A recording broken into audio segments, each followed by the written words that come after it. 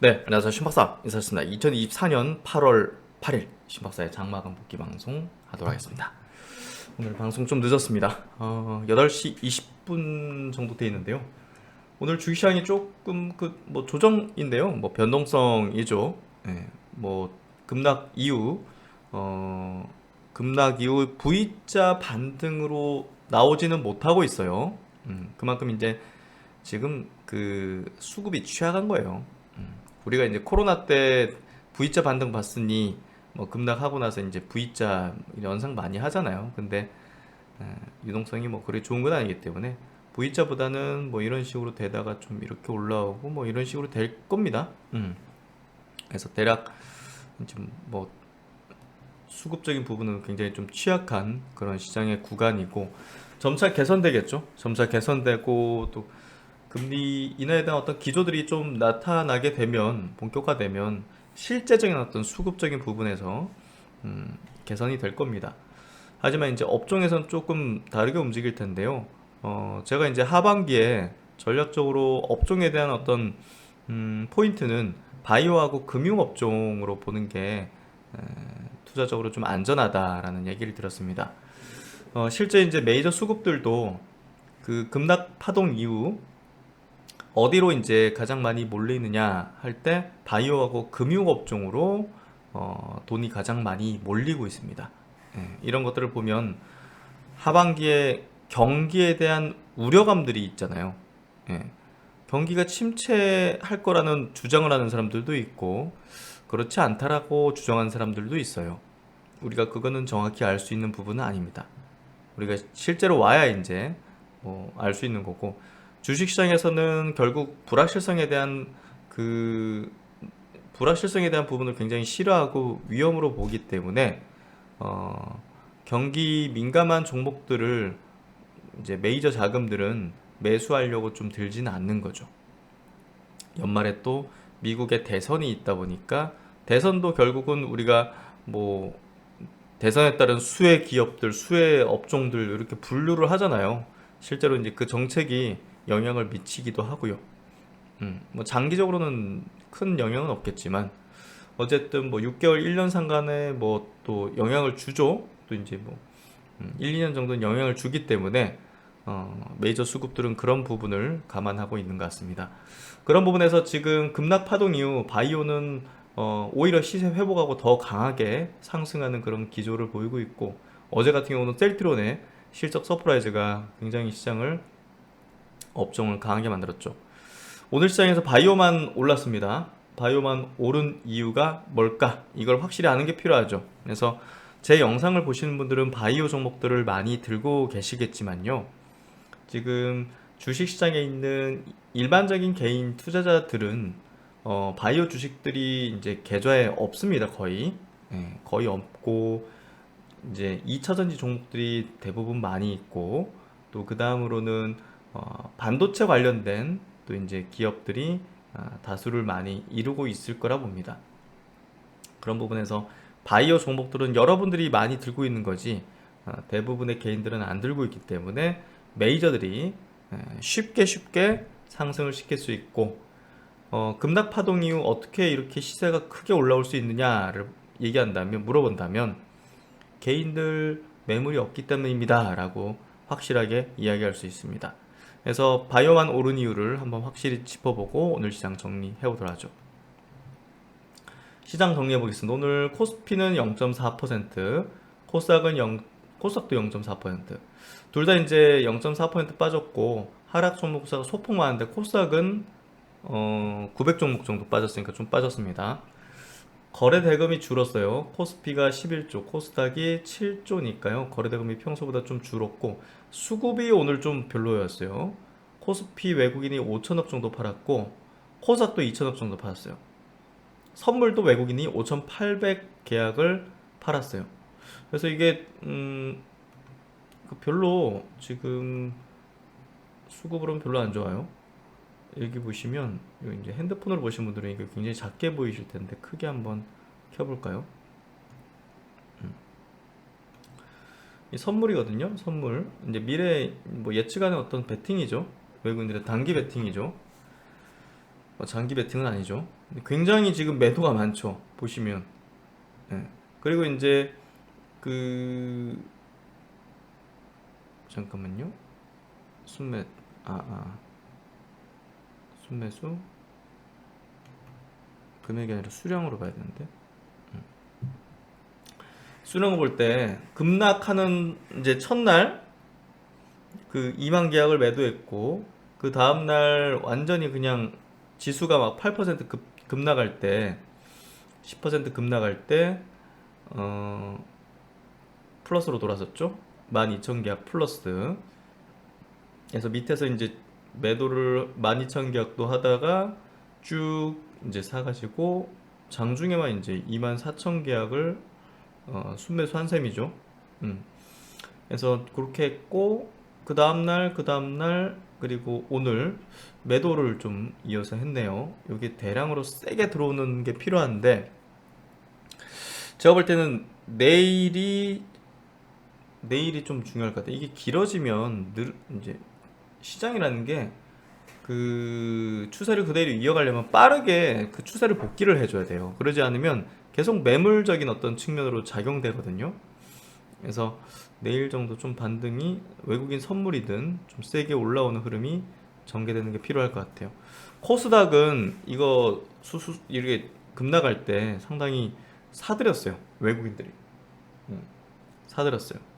그래서 이제 그런 부분들이 작용하는 부분이었고 이틀 좀 팔긴 했지만 제가 볼 때는 메이저들이 코스닥의 이제 중소형주에 대한 어떤 매집 흐름들을 가져가기 시작했다고 봅니다.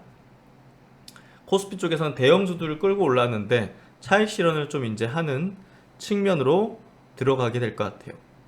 그렇다고 뭐 우리가 뭐 삼성전자 하이닉스가 끝났습니다 라고 그러진 않아요. 예, 다시 또 이제 반등하고 또 파동을 위해서 이제 그리려고 할 겁니다. 예, 그런 부분은 차익 실현을 위한 어떤 그런 부분들이 작용할 거라고 생각이 되는데요.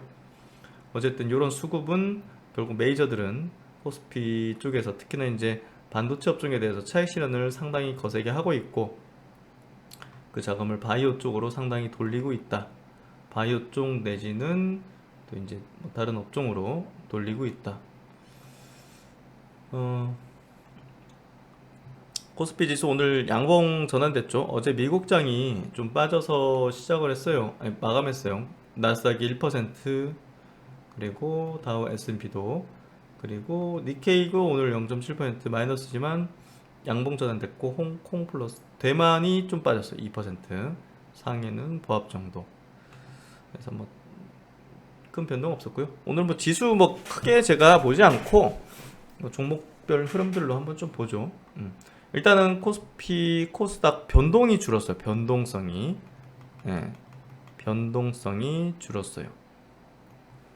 그러면 이제 그 방향성을 앞둔 모습인데요. 밑으로 한번 꽂을 수도 있고요. 위로 확 올려칠 수도 있습니다. 그래서 단기적인 어떤 흐름은 조금 이제 변동성을 앞둔, 방향성을 앞둔 흐름이다. 오늘 지수 흐름이 제가 이제 확실히 말씀드리는 거예요. 지수가 흔들릴 때, 지수가 이제 최근에 흔들릴 때, 왜 바이오를 저가 매수하는 게 가장 핵심적인 어떤 전략이냐 할 때, 이미 매물을 소화했어요. 예. 그리고 시세 분출을 하지 않았어요. 충분히 바닥을 다졌다는 것은 충분히 대중 투자자의 손에 있던 주식들이 메이저 소수자의 손으로 넘어갔다는 걸 암시하는 거고요. 상승을 하기 시작하고 정별의 추세적 흐름을 만들기 시작한다는 것은 결국은 그 메이저 수급들이 이제 들어올리기 시작한다는 걸로 해석하면 됩니다. 이 들어올리는 과정 속에서 지수 때문에 급락을 한다 하면 메이저들은 어떻게 생각하겠어요? 너무나 감사합니다 하면서 담아버리겠죠. 담아버립니다. 개인 투자들은 계속적으로 이제 갖고 있던 물량들을 여기서도 뺏기고 여기서도 계속 뺏기는 겁니다. 그래서 물려있던 사람들이 쭉 여기 이제 물려있던 사람들이 이런 데서 털어버린다든지 올라오면 털고 여기서 올라오다가 또 꺾이니까 아이고 떨어지겠네 하면서 팔고 하면서 여기에 물렸던 사람들이 이제 여기서는 주인이 바뀐 거죠. 그 주식의 주인이 바뀌는 거죠. 이런 흐름을 내고 있는 과정에서 업종 자체가 이런 흐름을 내고 있는 과정에서 지수 급락은 메이저에겐 기회입니다. 반도체를 보죠. 반도체는 이게 굉장히 단기 급락해 버렸어요. 정배열의 추세를 내다가 예, 한 방에 꽂혔어요. 예. 근데 이제 주도 업종이 한 방에 나가 떨어지는 경우는 보기 힘들죠. 주도 업종이 특히나 이제 실적 수반으로 올라오는 그런 대표적인 반도체 업종이, 그래서 이런 부분들은 반등은 해줄 거라 봅니다. 하지만 좀 지지부진해 놨던 구간으로 넘어가는 거고, 2차전지 업종은 지금 보시면 아시겠지만 추세 하락을 지속하고 있기 때문에 여기서 매수했던 사람, 여기서 매수했던 사람, 여기서 매수했던 사람, 여기서 매수했던 사람, 여기서 매수했던 사람 모두 물려 있습니다. 그러면 첩첩산중이겠죠. 올라올 때마다 매물이 저항, 올라올 때마다 저항, 올라올 때마다 저항. 이 많은 저항을 뚫고 정배열의 흐름으로 가려면 시간이 조금 필요하겠어요? 많이 필요하겠어요? 시간이 많이 필요하겠죠. 그렇기 때문에 당장 내가 수익을 내고 싶다 한다면 2차전지 업종은 적절할까요? 적절하지 않을까요? 적절하지 않겠죠. 왜냐하면 내려가는 힘이 더 강하고 많이 빠졌다는 거는 가격적인 메리트는 있을 수 있겠죠. 근데 1년 내내 빠졌다는 거는 펀더멘털에 문제가 발생했다는 거죠. 일시적으로 어떤 분위기가 꺼진 거는 이렇게 오랫동안 이렇게 지속적으로 꺾이는 않죠. 실제로 어떻게 됐습니까? 실적이 예상보다 훨씬 안 나고 오히려 다 적자에다가 실적이 박살이 났죠. 그리고 앞으로도 개선될 거라는 희망 기대가 상당히 어떻게 돼 있어요? 내려와 있죠. 주식은 기대치, 기대감 이게 올라가야 되는데, 그러다 보니까 메이저들은 이거를 안 사는 거죠. 혹여 이제 뭐 물어보는 경우도 있는데, 외국인 기관이 사는 건 뭐예요? 이렇게 물어보는데 패시브하게 들어가는 거겠죠. 그거는 뭐 진짜 뭐 실력 있는 메이저가 아니라 그냥 남의 돈 갖고 하는, 그냥 패시브하게 들어오는 거겠죠. 패시브하게 들어오네요, 금융투자.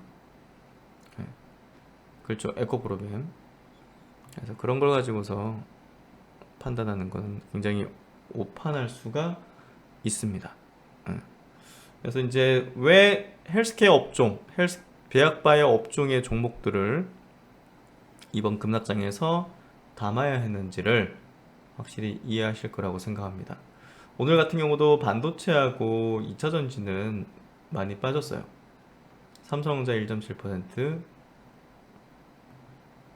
그리고 SK하이닉스 3.4%, 그리고 LG엔솔 1%. 그렇죠? 근데 이제 긍정적인 거는 주요 이제 2차전지 셀 업체들이 LG엔솔도 더 이상 저점을 경신하진 않아요. 장중에 빠졌다가 다시 올려져요. 그럼 여기서는 제가 보는 기준상에서는 급반등하는 흐름, 반등입니다. 제가 추세 전환 여부는 모르겠지만 급반등 가능성들은 높아지고 있다고 볼 수 있어요. 삼성 SDI도 마찬가지로 계속 흘러내리죠. 급반등 가능성은 높아지고 있다고 보여집니다. 그리고 SK 이노베이션도 급반등의 가능성은 높아지고 있다고 보여집니다. 주 셀 업체들. 그래서 그 정도 보시고, KB금융 신한지주 상승 추세를 유지하고 있는데요. 그러니까 하반기는 이쪽에 대한 흐름이, 제가 저번에 논리는 다 말씀을 드린 부분이라서 다시 또 언급드리지는 않겠습니다. 하여튼 지금 하반기는 그 경기 민감 우려감들이 있기 때문에 그런 부분들이 당장 해소되기는 어려워요. 그런 부분에서 비껴 있는 것들이 지금 헬스케어하고 금융이다. 금리 인하 기조는 될 거기 때문에 그런 부분에서 우호적인 방향으로 두 업종에 영향을 미칠 것이다. 이렇게 좀 의견을 드리고 있고요. 그래서 오늘 삼성바이오로직스도 1.6% 상승했고 1.4% 상승했고 셀트리온도 지수보다 조금 더 빠졌네. 알테오젠도 4.5% 상승하면서 상승 기조를 이어갔고 리가캔바이오도 플러스 흐름을 냈습니다. 오늘 서진 시스템이 8% 상승했고 오늘 좀 도드라진 흐름이 있었죠. 그 브랜드 엑스 코퍼레이션이라는 제가 이제 커버링을 드리고 있는 종목인데요. 요게 이제 최근에 뭐 임직원도 저가 매수하는 것들이 나왔었는데 오늘 실적이 완전 서프라이즈하게 나왔습니다. 역대급으로. 우리 잭시미어라는 그 레깅스를 판매하는 기업이고 최근에는 이제 제품을 확장하면서 골프 쪽 웨어라든지 이런 쪽으로 브랜딩 라인업을 강화하고 브랜딩 하는 이제 그런 기업인데요.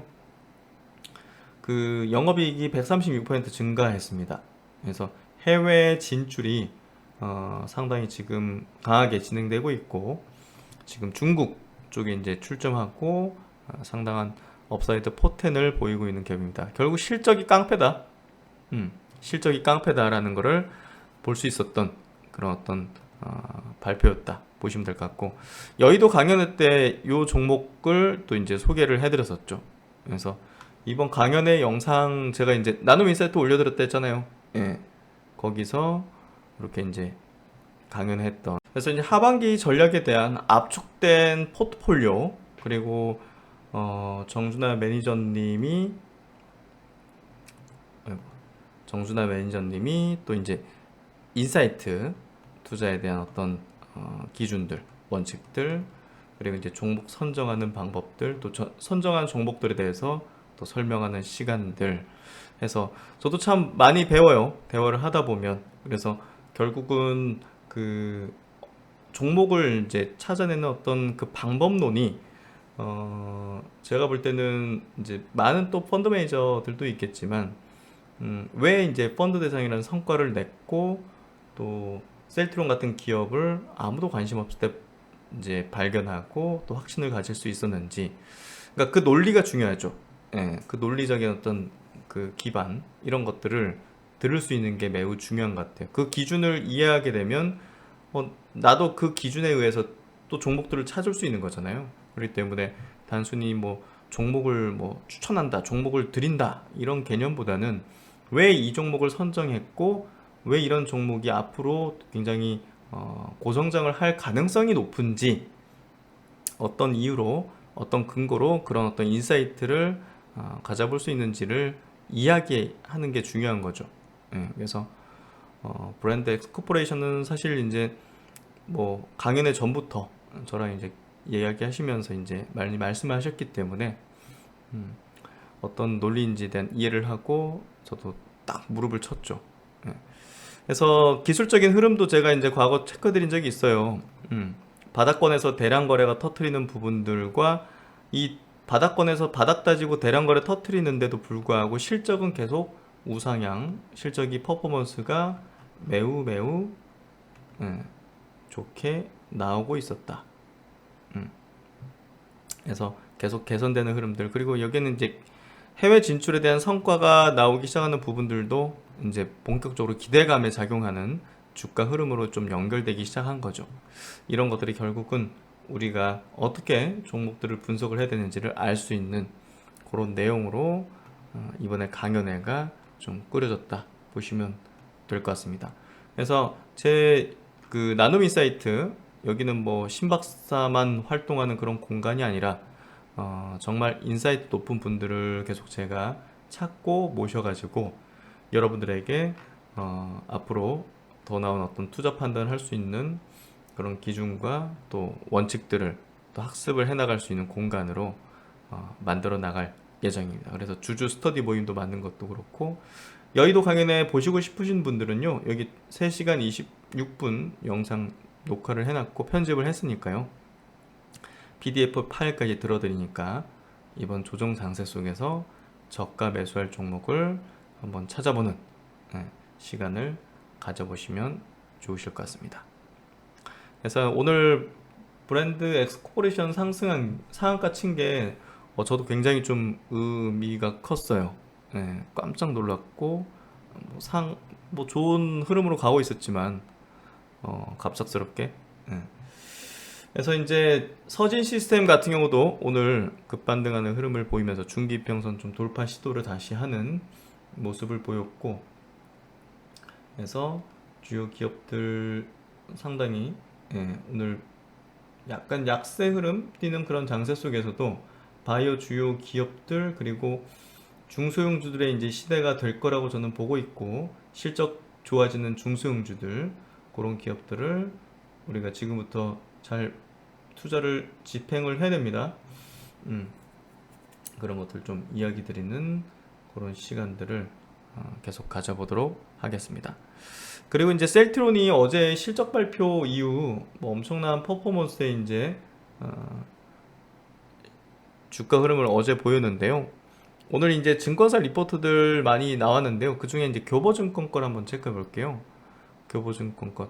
일단은 기존 시밀러의 예상 외 꾸준한 성장에서 일단 Q&A 내용까지 이제 담아내는데, 지금 보시면 그 암젠을 제외한 대부분의 빅파마들이 철수한 바이오시밀러 경쟁 구도에서 동사는 예상 외의 성장성을 보여주고 있어.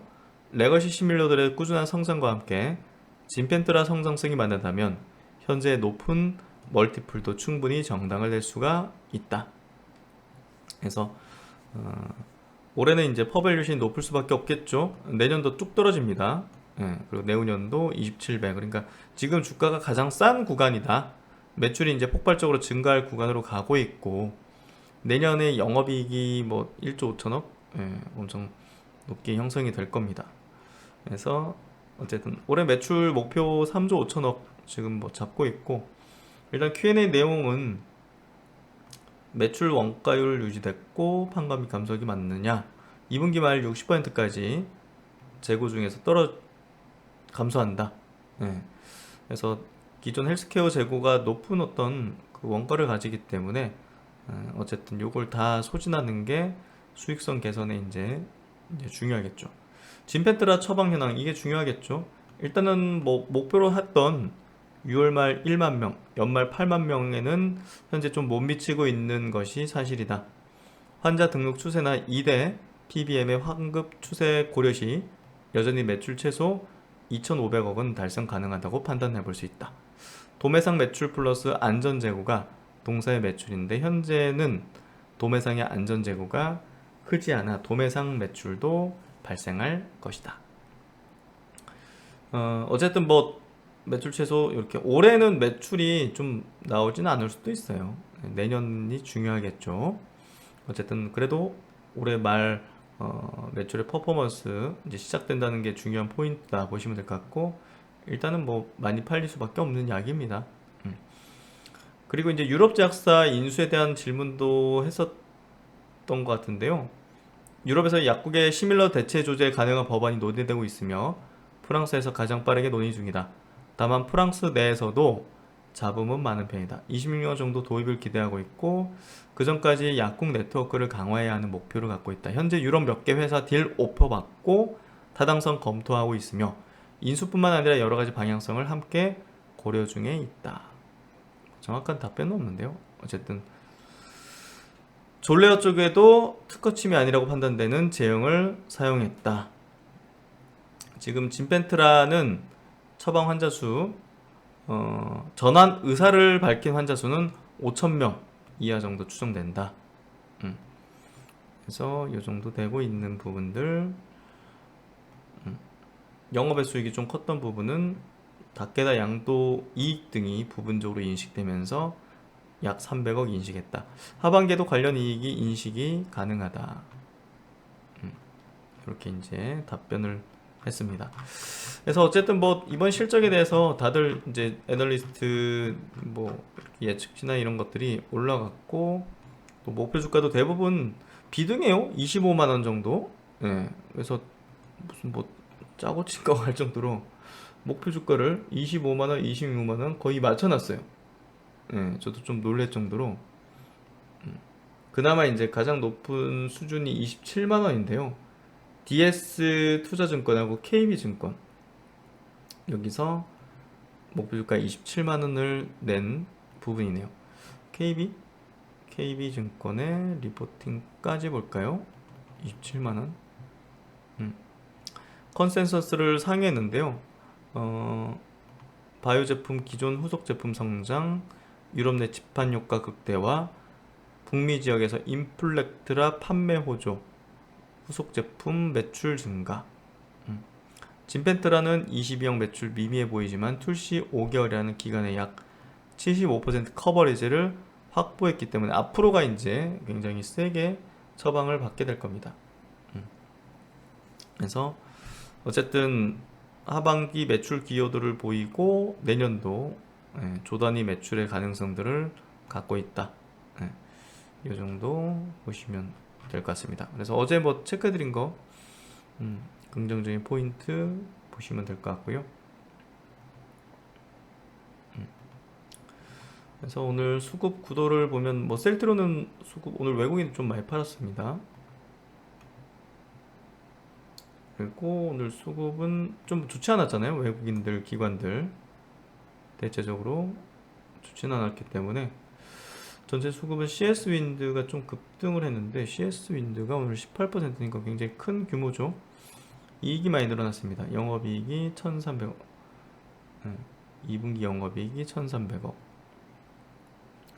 그래서 이 정도면 엄청난 규모인데.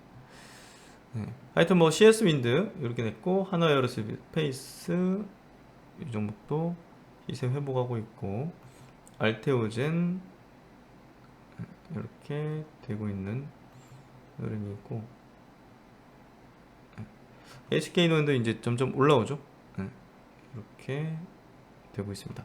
네, 하여튼 뭐 오늘 시장 분위기는요 바이오 중심으로 이제 움직였고 바이오만 오른 이유 확실히 좀 이해하실 수 있었을 거라고 봅니다. 일단 하반기 전략은 바이오 중심으로 2대 중소형주들의 어떤 흐름들 우리가 이제 리스트업 오늘 브랜드엑스 코퍼레이션이 굉장히 중요한 어떤 시그널을 줬다고 봅니다. 이런 종목을 계속 찾아야겠죠.